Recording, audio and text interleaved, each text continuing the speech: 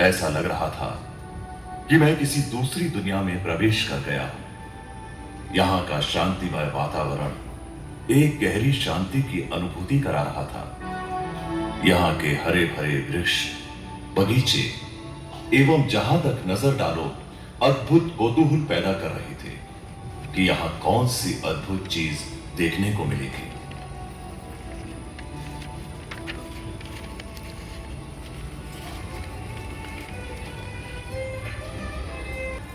हमने यहां बने विशाल डाइनिंग हॉल में किया। ये 3 मंजिला इमारत से बना विशाल डाइनिंग हॉल 5,000 व्यक्तियों के एक साथ भोजन करने की क्षमता रखता है।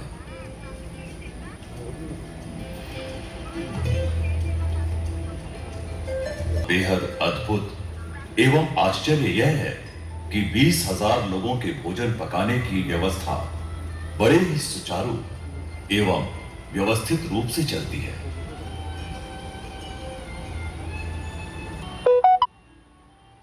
इस परिसर के मुख्य आकर्षणों में से एक है अत्यंत विशाल डायमंड जुबली हॉल, जिसमें एक साथ 20,000 लोगों के बैठने की व्यवस्था है। यह डायमंड हॉल एशिया का सबसे बड़ा बिना स्तंभ का सभागार है। यह विशाल हॉल वास्तुकला की दृष्टि से उत्तम तथा आधुनिक सुविधाओं से सुसज्जित है।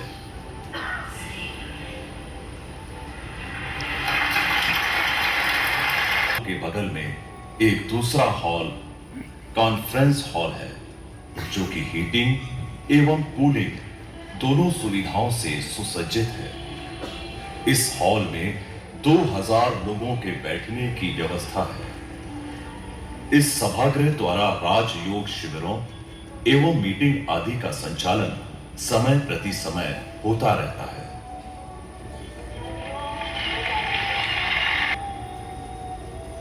कॉन्फ्रेंस हॉल से थोड़ी ही दूरी पर ओम आर्ट गैलरी नामक गोलाकार आध्यात्मिक संग्रहालय बना हुआ है। भीतर प्रवेश करते ही मन शांति की गहन अनुभूति में खोने लगा। विभिन्न प्रकार के मॉडल्स द्वारा यह भी जानने को मिला कि मैं कौन, परमात्मा कौन, सृष्टि का समय चक्र आदि।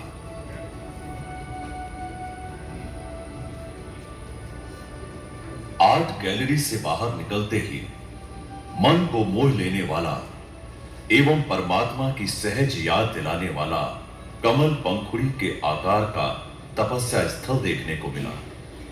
इसके चारों तरफ एक बहुत ही सुंदर बगीचा भी है। यहां बैठते ही मन सहज ही परमात्मा की याद में एकाग्र हो जाता है। ब्रह्मा कुमारी इसका मानना है कि परमात्मा की याद आंख खोलकर करनी चाहिए एवं मन ही मन परमात्मा के साथ सुंदर एवं श्रेष्ठ विचारों का आदान प्रदान करना चाहिए। इसी का नाम सहज राजयोग है। मैंने महसूस किया कि मैं भ्रुकुटी में विराजमान एक ज्योति बिंदु आत्मा हूं। मन बुद्धि से इस शरीर को यहां ही भूलकर इस भौतिक नश्वर संसार से पार एक दिव्य लोक शांति धाम की ओर जाता हुआ अनुभव कर रहा हूं। मुझ आत्मा के पिता परमात्मा शिव से शांति व पवित्रता की किरणें मुझ आत्मा पर पड़ रही हैं। मैं आत्मा शांति व शक्ति से भरपूर होती जा रही हूं। थोड़ी ही देर में मुझे महसूस हो रहा था कि मैं अब इस शरीर में एक अलौकिक एवं दिव्य शक्ति से भरपूर एक व्यक्ति हूं। इस राजयोग अभ्यास के बाद मैंने अपने शाश्वत प्रश्नों का हल जान लिया कि मैं कौन, परमात्मा कौन।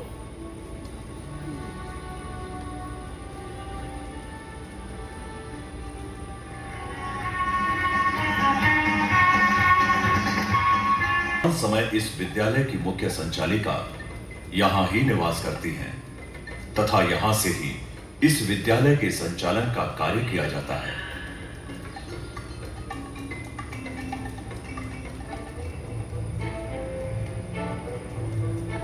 यहाँ पर ब्रह्मा कुमारी विद्यालय का स्वनिर्मित प्रिंटिंग प्रेस भी है, जहां प्रतिदिन हजारों की संख्या में छोटी बड़ी विभिन्न प्रकार की पुस्तकों की छपाई का कार्य चलता रहता है।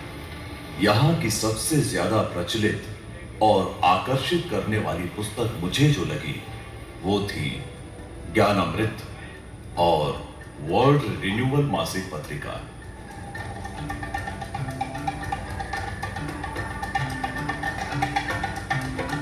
विद्यालय में मन के स्वास्थ्य के साथ तन के स्वास्थ्य का भी ख्याल रखा जाता है।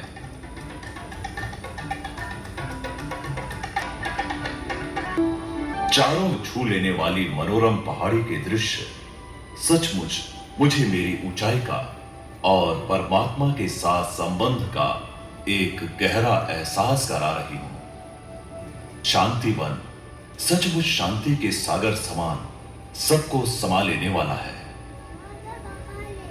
रात्रि भोजन के पश्चात मुझे यह भी बताया गया कि माउंट आबू में पांडव भवन एवं ज्ञान सरोवर और दूसरे अनेक परिसर भी हैं। पांडव भवन इस विद्यालय का मुख्यालय है और इस विद्यालय के संस्थापक ब्रह्मा बाबा की तपस्या भूमि भी है। मन ही मन सोच में पड़ गया कि कैसी वो भूमि होगी, कैसा होगा वहां का वातावरण।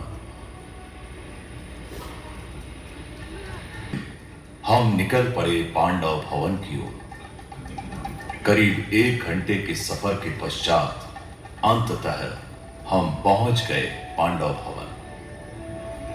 योगी बनो पवित्र बनो का मंत्र प्रदान करता है ये विद्यालय का अंतरराष्ट्रीय मुख्यालय, जिसे यहां के लोग विद्यालय के संस्थापक ब्रह्मा बाबा की कर्म भूमि भी मानते हैं।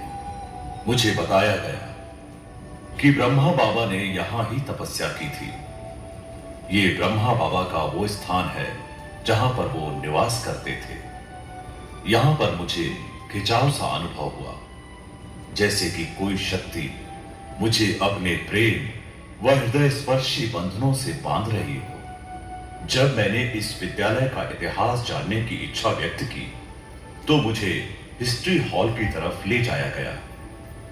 1936 में 60 वर्ष की उम्र में ब्रह्मा बाबा के द्वारा माताओं बहनों के छोटे से संगठन को लेकर इस ईश्वरीय विश्वविद्यालय की शुरुआत हुई।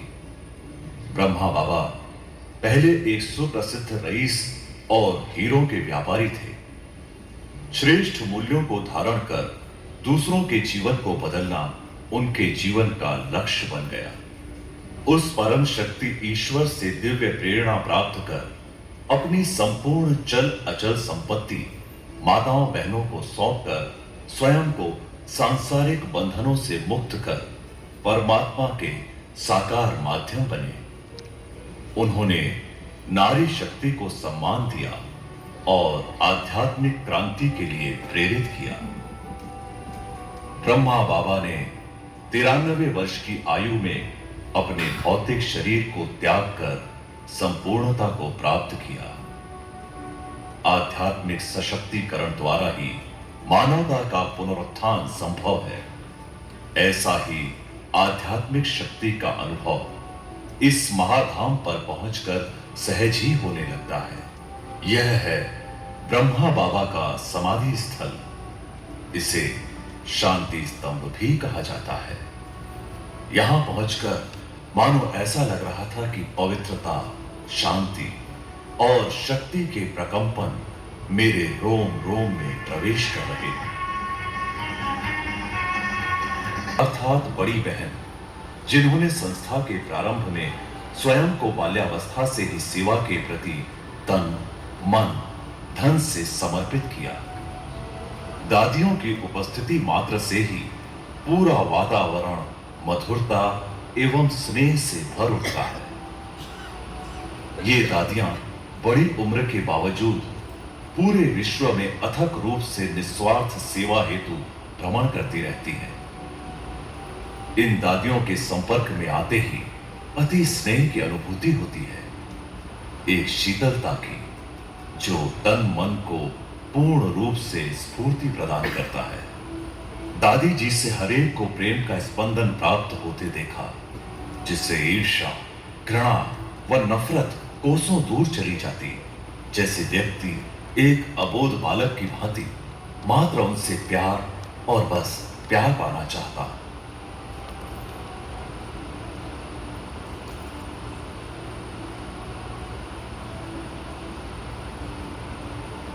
ओम अर्थात मैं आत्मा, शांति माना शांत स्वरूप। वास्तव में यही हमारा असली स्वरूप है, सत्य पहचान है।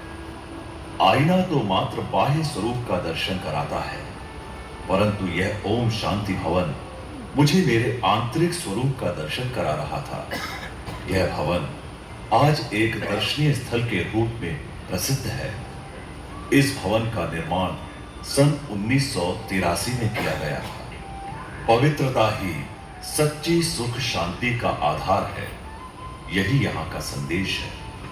मैंने देखा कि यहाँ प्रत्येक भाई एवं बहन के मुखमंडल पर सहज ही मधुर मुस्कान होती है। मुझे यहाँ आकर ज्ञात हुआ कि ये सभी ब्रह्म कुमार कुमारियां कहलाते हैं, अर्थात ब्रह्मा की संतान। मुख्यालय पांडव भवन से मात्र 4 किलोमीटर की दूरी पर स्थित है ज्ञान सरोवर परिसर। इसे एकेडमी फॉर बेटर वर्ल्ड के नाम से जाना जाता है। वहां पहुंचते ही वहां का वातावरण बिल्कुल ही भिन्न महसूस हुआ, जैसे कि हम निर्वाण में प्रवेश कर रहे हो। इस परिसर में चारों तरफ स्नेह और अपनेपन का आभास हो रहा था, जैसे मैं एक वैश्विक परिवार का हिस्सा हूं। सुव्यवस्था और स्वच्छता हर तरफ विद्यमान थी। सुंदर फूलों, पेड़ पौधों और हरे भरे घास के मैदानों से हर कोना सजा हुआ था। अत्यंत गहरी शांति की महक चारों तरफ छाई हुई थी। मुख्य द्वार से थोड़ी ही दूर पर एक विशाल सभागृह बना हुआ है, जिसे हार्मनी हॉल के नाम से जाना जाता है। इस सभागृह में 1800 व्यक्तियों के बैठने तथा एक साथ 16 भाषाओं में अनुवाद की व्यवस्था है।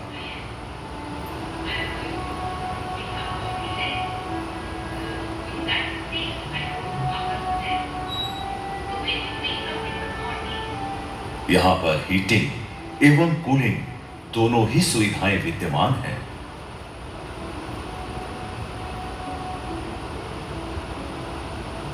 में मनुष्यों को मूल्यों से जोड़ने के लिए 18 प्रभागों के माध्यम से मूल्यनिष्ठ शिक्षा प्रदान की जाती है।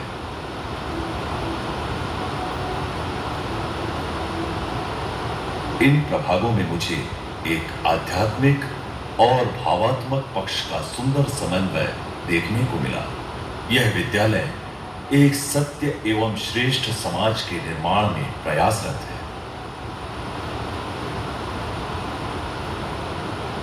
पूर्णतया मुक्त है। में चंपा एवं चमेली की महक से भीगी खुशबू फैली हुई थी, जो कि अलौकिक आनंद की अनुभूति करा रही थी। यहाँ पर 2000 लोगों के ठहरने की उत्तम व्यवस्था भी है। जैसे जैसे हम आगे बढ़ते गए, प्रति क्षण नए अनूठे दृश्यों का आनंद मिलता रहा।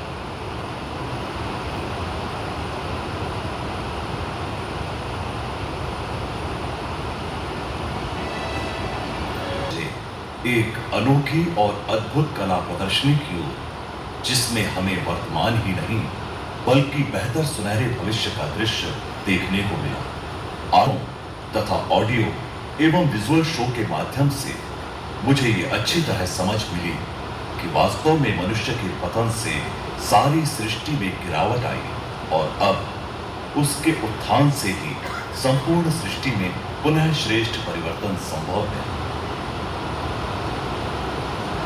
के वक्त हमने चाय एवं टोली ली और विशाल डाइनिंग हॉल का भ्रमण भी किया।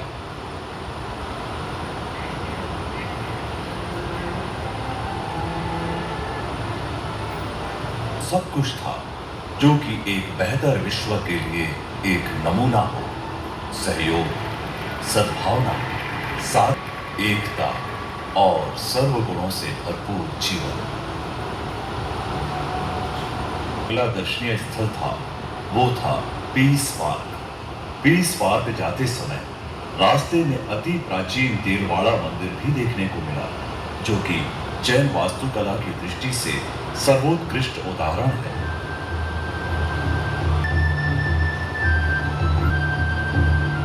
पांडव भवन से पीस पार्क करीब 8 किलोमीटर की दूरी पर स्थित है।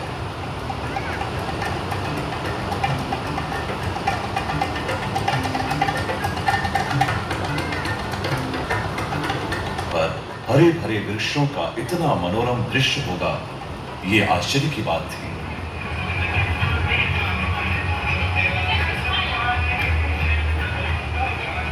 योग गंभीर होना नहीं, अपितु हंसना, खेलना व रमणीक जीवन भी है।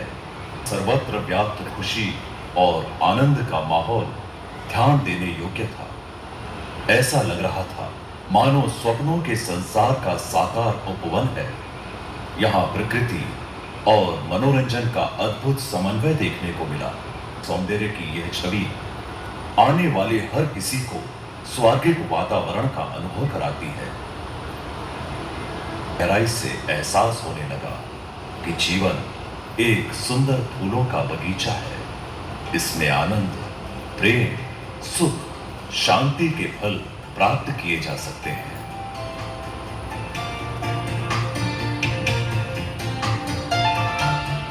यहाँ छोटे छोटे बगीचे और यह अनूठी कलाकृतियां सहज ही किसी को भी आकर्षित कर यहाँ का ही बना देती है। एक बात देखी कि यहाँ कितना भी अशांत और जीवन के प्रति उदासीन व्यक्ति भी सब कुछ भूलकर बचपन के दिनों में चला जाता है। बड़े बुजुर्गों को भी बच्चों के समान खेलते देखा।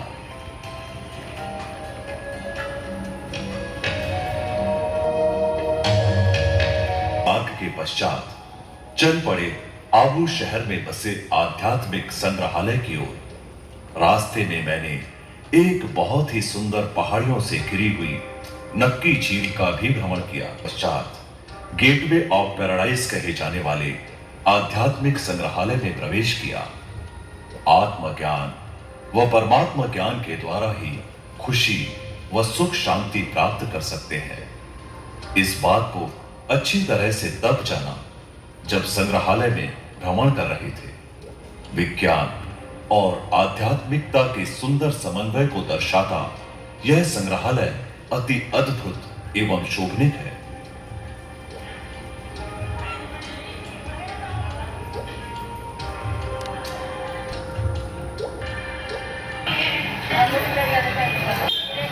का यह भूभाग जहां पर अधिकतर लोग मूलभूत आवश्यकताओं के अभाव में जीवन व्यतीत कर रहे हैं, इसी आवश्यकता को ध्यान में रखते हुए जे वाटुमल ग्लोबल हॉस्पिटल और रिसर्च सेंटर नामक विशाल अस्पताल की स्थापना सन 1990 में की गई। यहाँ उच्च स्तरीय सभी तरह की आधुनिक स्वास्थ्य सेवाएं प्रदान की जाती हैं।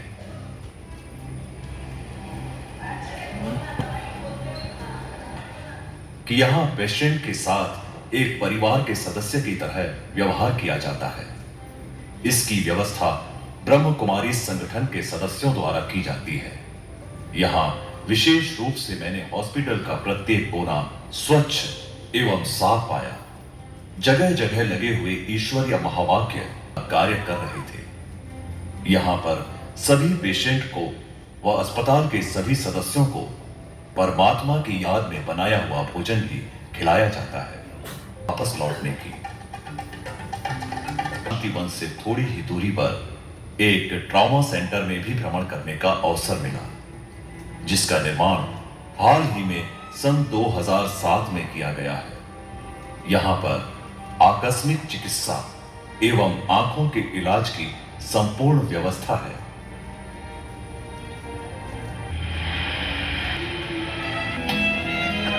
बाकी के बचे हुए दिनों में 5000 की आवासीय व्यवस्था के लिए बना मन मोहिनी कॉम्प्लेक्स का भी भ्रमण किया। तो आज बाबा ने कहा तुम अम्मा तपिता अम्मा लगन दे रे तुम मनी के पाते सुख करने रे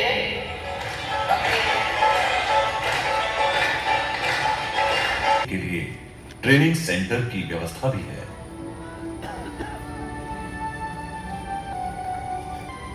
मैंने प्रवास के दौरान यह भी पाया कि यहां किसी भी प्रकार का कोई भी शुल्क नहीं लिया जाता। ब्रह्मा कुमार भाई बहनों के स्वैच्छिक सहयोग द्वारा ही इस संस्था का कार्य चलता है। मुझे विद्यालय एक जीवंत सामाजिक प्रयोगशाला नजर आई। विश्व नव निर्माण का कार्य करते हुए ये लोग विश्व परिवर्तन के उद्देश्य को समर्पित हैं।